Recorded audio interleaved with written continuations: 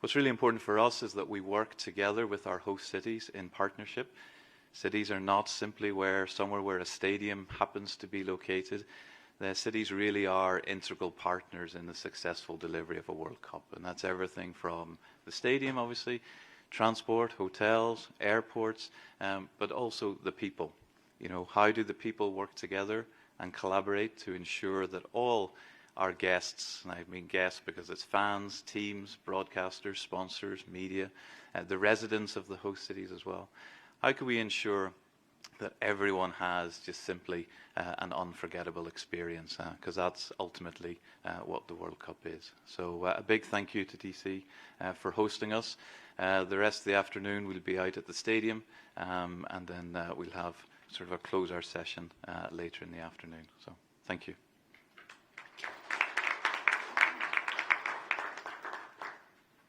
At this time, we'll have a brief Q&A for Victor and Colin. They actually have another engagement that they must attend, so we'll only have a few minutes for questions for them. Everybody okay? Yeah. All right, so we'll open the floor for questions for Victor and Colin at this time. Victor, you know this area, you know this region better than anyone. You know the markets and the availability. What is in your perfect world, what is your timetable, your timeline for finalizing these venues, particularly in America where there's more for less spots? Yeah.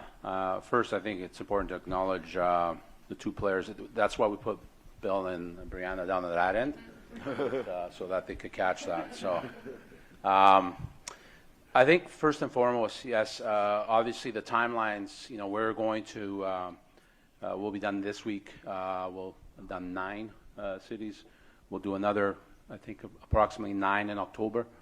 And then we'll finish off the remaining that are left, mainly Canada, Mexico. There might still be 1 or 2 U.S. cities that we'll get to as well that we can get to October in November.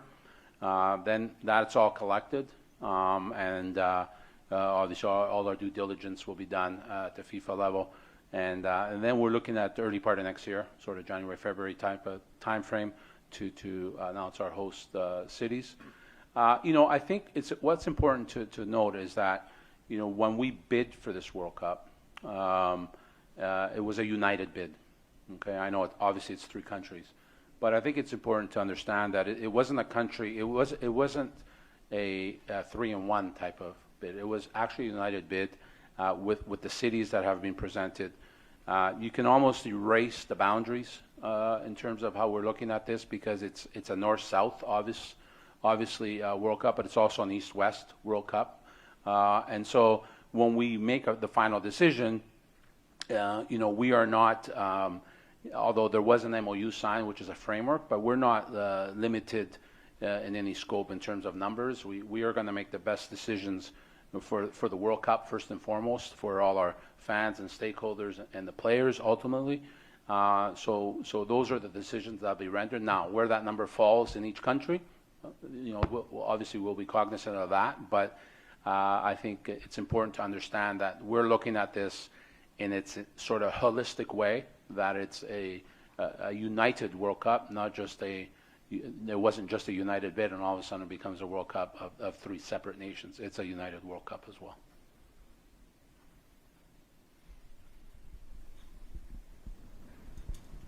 Following on from that, at this time there are 5 Canadian and Mexican venues officially in the mix.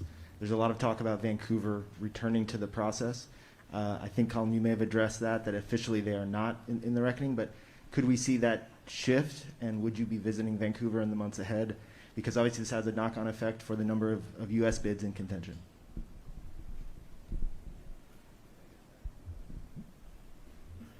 I guess being a resident of Vancouver, I obviously have no choice on that question, do I? So I think it's important to know, I think Colin's spot on, we are officially dealing with this. It's also official that at the end of the day, FIFA will make decisions in the best interest of the World Cup. It has done in the past. There's precedence in terms of how we do that. But at this moment in time, our focus is on the cities. And as I said before, to my previous answer, there is no knock-on effect. We will select the cities, whether it's, we haven't really nailed down on a number that's required, because the other thing that we are looking at is the match schedule. The match schedule is very important. We're probably in reiteration, draft number 18 of 56. It takes, it's a Herculean effort to do a match schedule at the best of times. And now with 80 matches, it's Herculean plus. So, that all has to be integrated when we make these decisions.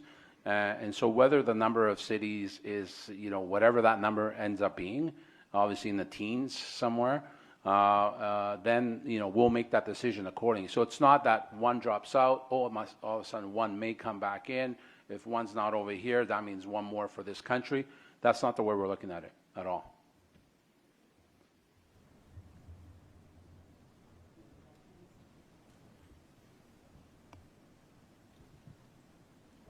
Colin, obviously there's a lot of cities bidding here. It's hard to imagine a city like Washington being the nation's capital and having its experience hosting other events, not getting World Cup. How do you look at that in terms of Washington's past, its present, and the stature of Washington D.C. as a World Cup venue? There's nothing like putting me on the spot sitting across from the mayor. No, look, that's exactly what we look at in all the cities. Yeah, what's really important is for us to look at what's the previous experience of hosting major events.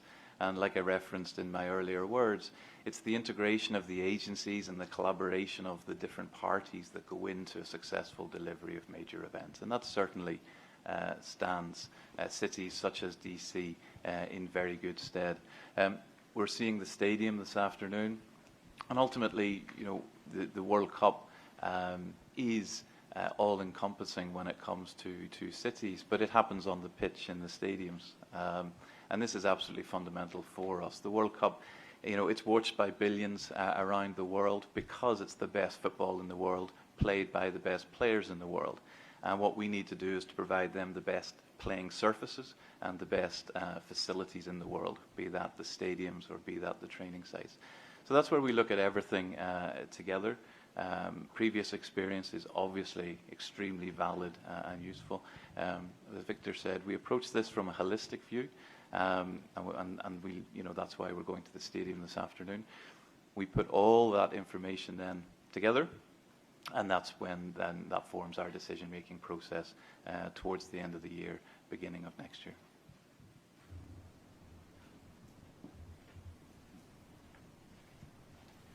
All right, if no other questions, we thank you very much for being with us today. We understand you have another engagement to attend, but thank you so much. Please give them a round of applause for joining us today. We're so honored to have you.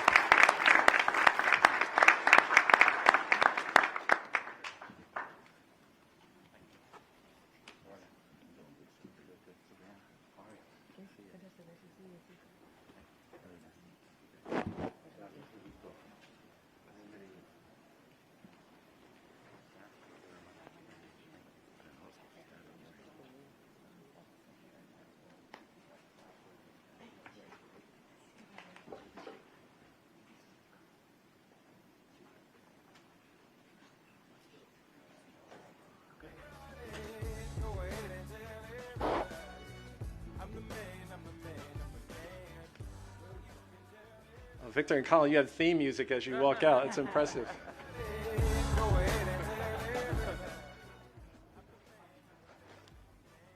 All right, we'll continue our program here.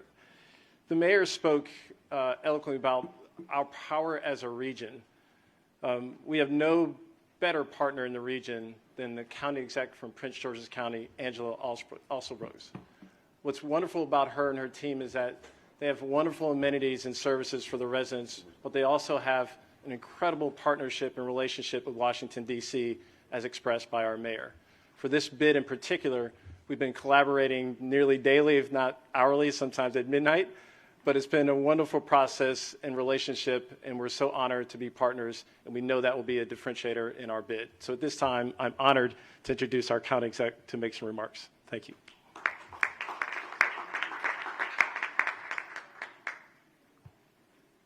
Good afternoon, everyone.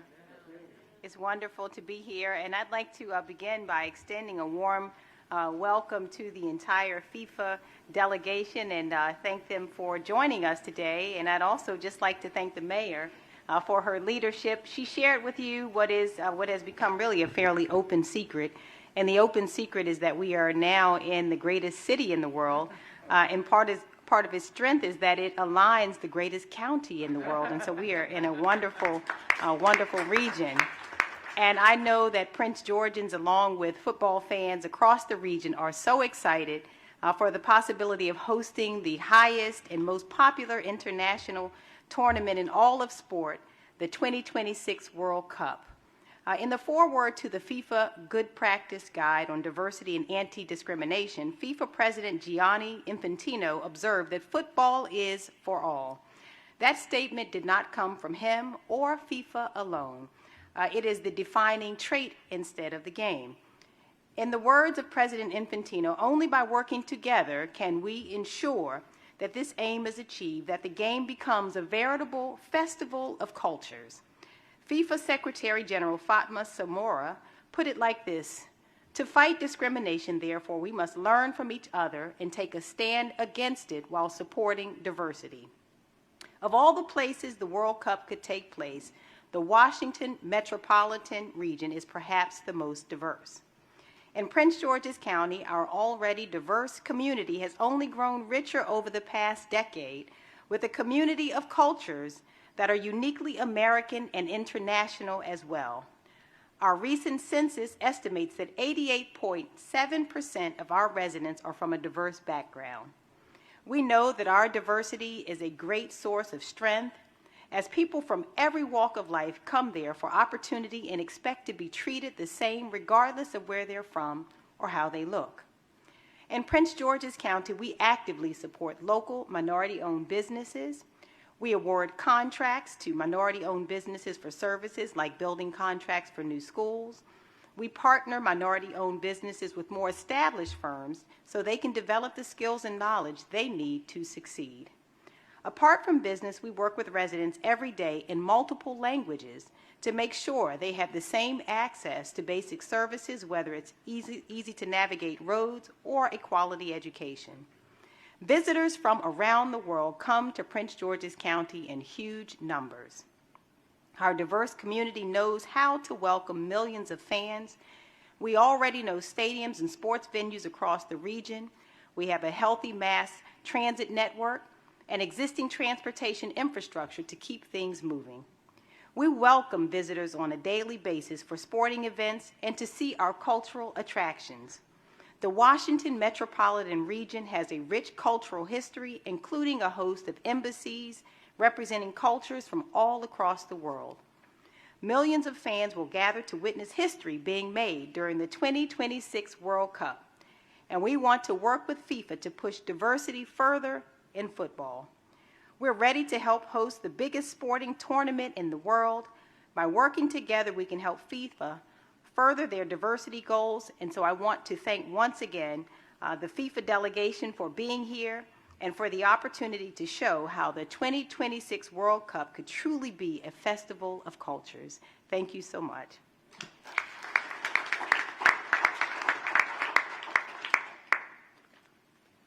Thank you, County Exec Elsa Brooks. It's now my honor to introduce a great partner of our nation, but also a special partner to Washington, D.C. Victor spoke about our united bid of all 3 countries of Mexico, Canada, and the U.S., but we also have a special relationship because we have all the embassies here in Washington, D.C., and so we've been honored about the guidance and support we've gotten from the ambassador. And so it's my honor now to introduce Ambassador Esteban Montezuma to give some remarks.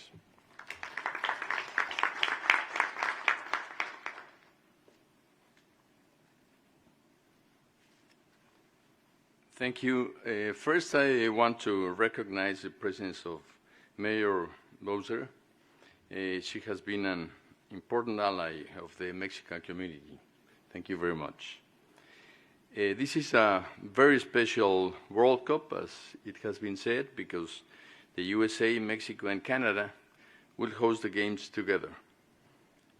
This will be a true North American united event. And in Mexico, we all have fond memories of the World Cups we have organized and hosted. Those of 1970 and 1986, we saw Pelé and Maradona at their best. In the 1994 World Cup, Mexico played 2 matches here in D.C., in the old RFK Stadium overlooking the Capitol. And as a matter of fact, we tied against Italy, who went on to play the final game against Brazil. Today we have the opportunity to create new memories as part of the historic multinational bid between the US, Mexico, and Canada. As Charity Blackwell just said, Washington D.C. is key in the American foreign relations. It also has a vibrant Mexican, American, and international community, and truly can provide the 2026 FIFA World Cup the opportunity to contribute to bring together all these countries and peoples by sports. Thank you very much, and a very successful organization of this trinational World Cup. Thank you very much.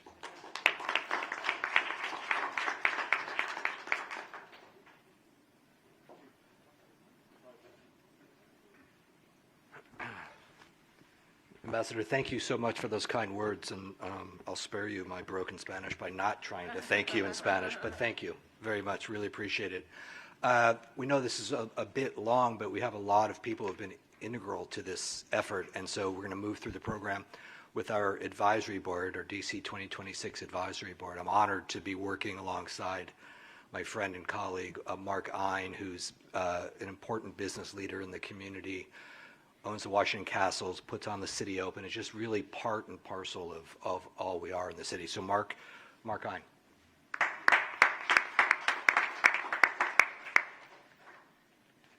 Thank you so much, Max, and it's a pleasure to be here with everyone and to welcome our FIFA ambassadors. I'm so proud to help lead this diverse committee to help bring the 2026 World Cup to Washington, D.C. as part of this historic multinational bid with our friends in Canada and Mexico. Our city, our community, and our region is about making history, advancing diversity, being a crossroads for the world, and at the intersection of each of those pillars is the game of soccer. As a native of this city, my half-century here has been shaped and memories have been seared by this incredible game. And so I'm honored to help show this delegation why DC is the right choice to host principal games in one of our many venues, as well as this incredible fan fest that we hope to showcase on the National Mall. My love for soccer started as a kid, and just as the game was starting to blossom in our city and in our country, and that love was deepened by the inspiration I got when Pelé came here in 1977 to play for the New York Cosmos and our hometown team led by Johan Cruyff. And I saw the power that comes from getting kids to see the best players in the world in person firsthand. And since that time, our city has hosted 3 separate World Cup games, including the 2 with Mexico that I was at, and I remember that draw with Italy. It was a terrific game. Olympic soccer games, and we have hosted more U.S. national teams than any other city in the world. And now we're ready to take all of that experience and host 2026 FIFA World Cup games with our world-class infrastructure, hospitality, and unparalleled experience hosting events like this. I think also it's important to note that our city is full of passionate international soccer fans, and we're ranked #1 in Premier League TV viewership 3 of the last 4 seasons, and a top 3 market for FIFA World Cup viewership. So we love to watch the game when we see it in person, and we love to watch it on TV and other forms of media. And so it's clear that DC is a soccer destination second to none. And as you've heard, we're also one of the most experienced cities in the world at hosting international recognized events like inaugurations and festivals. And we have the infrastructure and resources and the coordination that you heard the team from FIFA talk about to throw these events to make them world-class and make them come off without a hitch. No city provides as many free activities on a world-class basis like Washington, D.C. And beyond the impressive fandom and facilities, we're home to an incredible array of pro sports teams, venues, and that attract millions of people annually to come watch them. As the owner of a couple of these, my greatest memories are not of the games we've won, the records we've broken, but it's looking around packed stadiums and seeing kids with their parents, friends, teammates coming together to watch the sport that they love. And the greatest compliments I get aren't for our team's victories, but rather when people look around our stadiums and say, this is the greatest representation of the incredible melting pot of our community. I know everyone here who's here on a beautiful Sunday shares these same sentiments, and for all of us who have experienced DC's ability as a global city to come together and host international sporting events, they have seen that our city is truly united by the game. I deeply believe, as you can tell by the power of sports, to inspire people to be the connective tissue that brings communities together and serve for impactful communities to give back. With this monumental city as the backdrop, the members of our advisory board, along with our professional soccer and sports teams, incredible youth teams and programs, millions of existing soccer fans, and the millions more we'll create, we are ready to host these World Cup games, an incredible fan fest that will showcase the nation and our city and make a lasting and forever impact on soccer, not just in our city and our country, but around the world. With that, I'd like to introduce my friend and colleague, co-chair of our advisory board from FedEx, Gina Adams.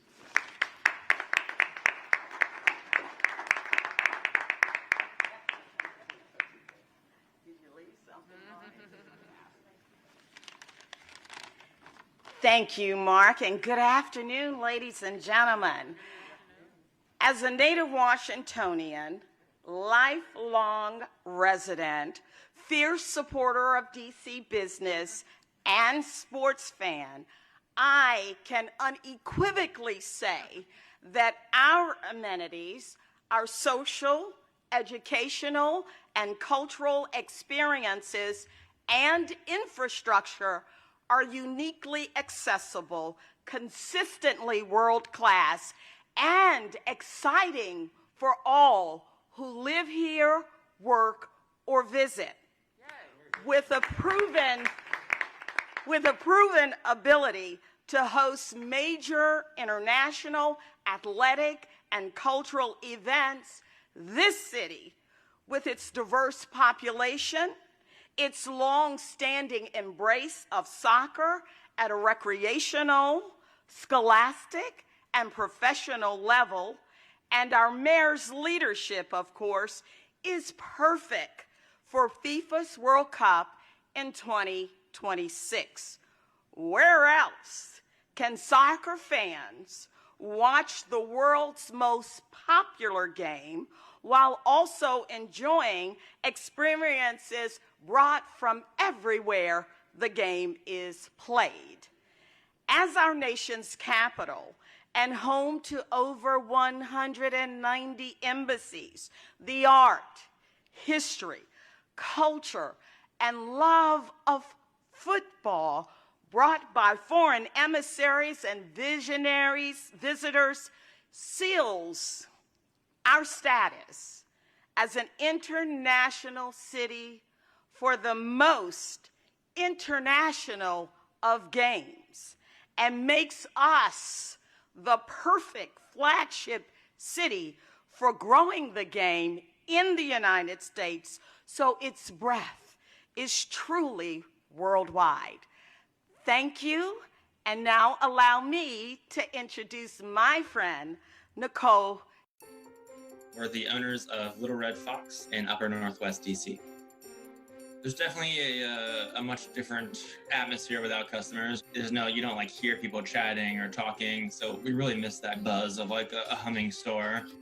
Having those relationships makes the job more fun, makes us feel more ingrained in the